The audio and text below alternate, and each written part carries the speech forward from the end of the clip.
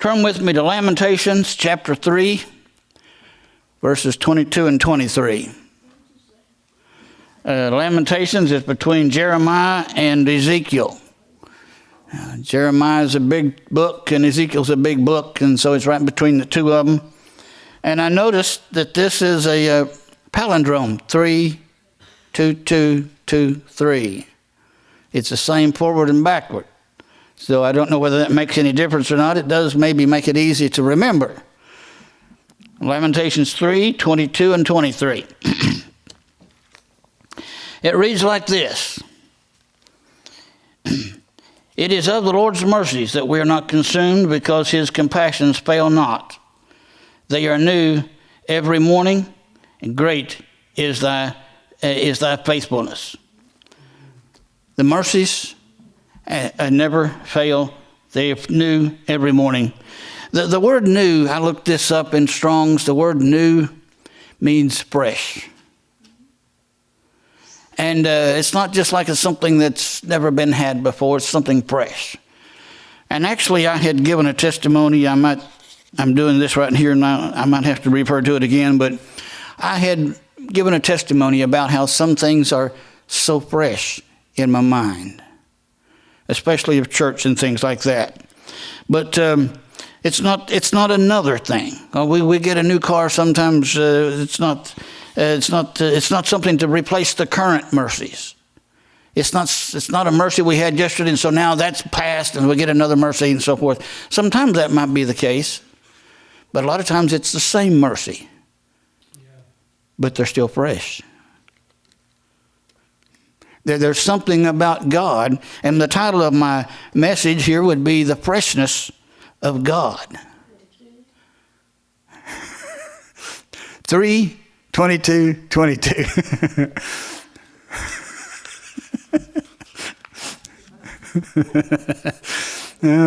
No, me. But there. Sometimes when we get a new car, sometimes we think we say new car, but we're going to get a different one, because it's new to us and so forth. It's not quite that way either. But the newness, there's a lot of newness that can wear off. If you get a brand new car, it smells different, and you get in that brand new car smell. I think one of those car smell things that you put in your car, I think they actually have a new car smell that you can put in your car to make the new car smell. But a lot of times that newness wears off. But it doesn't have to with God. I think Jerry was talking about sometime or another, I don't know when or what it was maybe just doing his talking, But he said something about we get into a routine. And because that's what's been that way. And it shouldn't be. It shouldn't get old. God's things shouldn't get old. Memories can be as fresh as when they happened. There are things, you don't remember everything, but there are certain memories that you have that are still just as fresh as they was 50 years ago. Some of us can say 65, maybe 70 years ago, and those memories are still fresh. The mercies are fresh. As I said, it's the same mercies, but fresh. Not always new mercies. If you can imagine a loaf of bread you bought at the store, and we smelled some bread as we come in this evening, and it to be there as fresh the third day as it was when you bought it? No, it's not going to be that way. That's not what we meant. Maybe other differences and each day, but they do not replace the ones from yesterday or the day before. And I put down mercy is not getting what we deserve. Grace is getting what we don't deserve. It's the mercies are always fresh. And then I noticed another thing too, maybe not in this text here, but the word is fresh. The word is fresh every morning. How many times have I heard people say that they've read the Bible and they've been a Christian a long time, and then they read something and, hey, I hadn't seen it that way before. And I'm like several other people. I hear others saying now that if I change my opinion or my idea of what the Bible says, it comes out to be more precisely what it actually reads. And I hadn't seen that before. And the Bible is accurate. It really is accurate. That's one of the messages I brought here some time ago, maybe a couple, 3 years ago or more. Well, I've been here almost 10, so it might have been 8 or 9 years ago. But anyway, the Bible is always accurate. I'll drop this in. These NASA scientists were all together, and they were tracking the stars and finding out where the stars were on certain days in history, and all of a sudden, it quit. That computer just quit. Well, what's wrong? They couldn't find anything wrong. They called the head of IBM. He said, all the hardware is good. Must be your software. Must be your information. Well, you can't have a missing day in history, can you? They're sitting there and they're saying, it won't work. We got to do something to make it work. Somebody said, you know what? This sounds crazy, but I was in Sunday school one day when I was a kid, and they talked about a day where the sun stood still. And they looked it up, and sure enough, it says the sun stood still for about a day. So the internet burst in there word for word, and you know what? It began to run again. Okay, it ran for 23 hours and 20 minutes and stopped. Now what? Well, it's not a full day. But then you notice it says what I'm saying precisely. The Bible says precisely. It said about a day. It didn't say a day. But then they studied, they looked a little bit further, and they found in the days of Hezekiah, they said, it said the sun went backwards. So this is really crazy. It's really something to say that the sun stood still for almost a full day, but to say the sun went backwards 10 degrees on a sundial. But you know what? Backwards 10 degrees on the sundial and then back to where it started again is exactly 40 minutes. That computer's run perfect ever since. The Bible says exactly what it said. The Word is fresh every day. The Bible is a living book in the sense that the reader can find something he hadn't never seen before. Example, the letters to the 7 churches. Here's another example. The letters to the 7 churches were always there, but only the last 125, 175, maybe less years had it been used to show the characteristics of the different periods of time during the church ages. They didn't know that in 1620 or 1611 when they made the King James Version. They hadn't thought about that at all. But wait a minute. Hey, this is, and it fits, everything fits. Then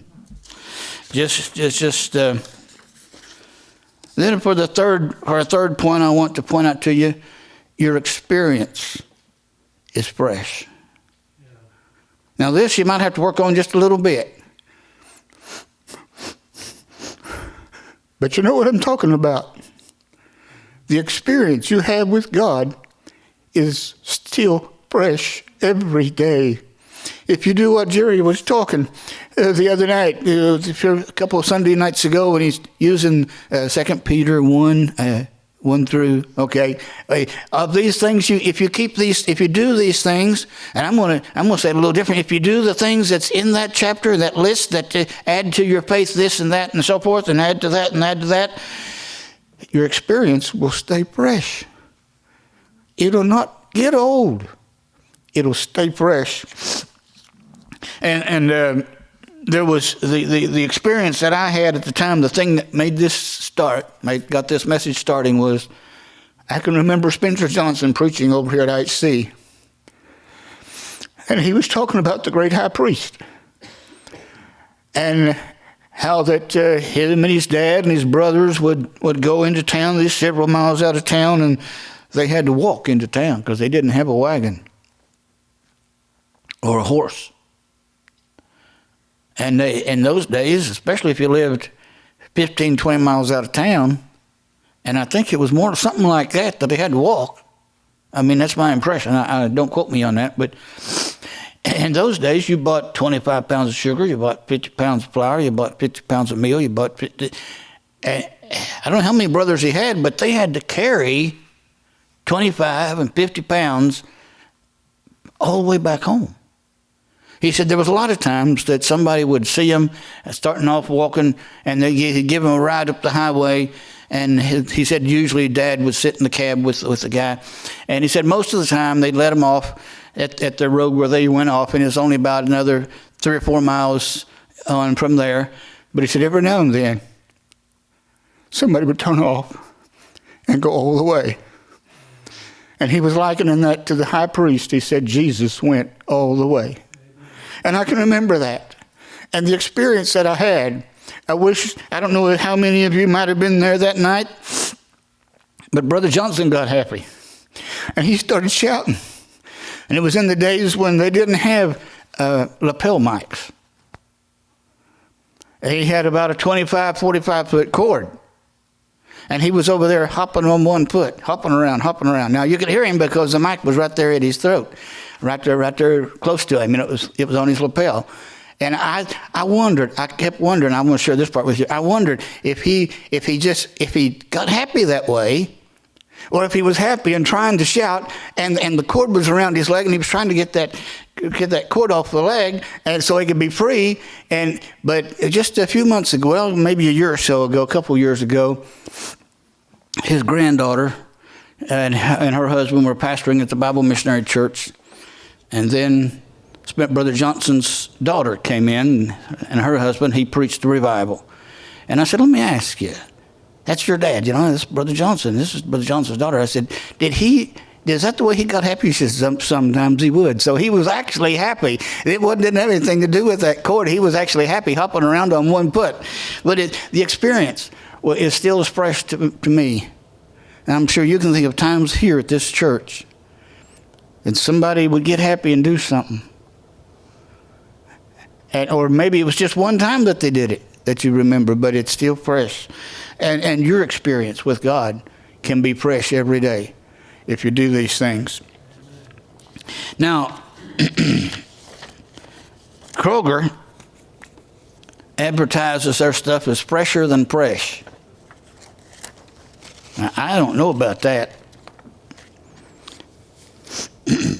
But it says, it is of the Lord's mercies that we are not consumed, because his compassions fail not. They are new every morning. Great is thy faithfulness. And I might add even some more to this later on. But we're not consumed because the Lord's compassions fail not. We are not consumed because the Lord's compassion fails not. His compassions fail not because God does not fail. And God does not fail because he's eternal. And the verse, the very familiar passage, Jesus Christ, the same yesterday, today, and forever. It's always fresh. A person may even discover that the mercies are even fresher each morning. Whew. That's better than Kroger. They're fresher than fresh, but you take some of that stuff home, they have to check it just every now and then to make sure it's still as fresh as they say it is. But this one here might get fresher. God's things gets fresher all the time. That's another way of saying what I've said before and what Randy said, I believe, that things of God gets better and better all the time. All the time. And so the freshness of God. You keep in tune with God, and things will stay fresh.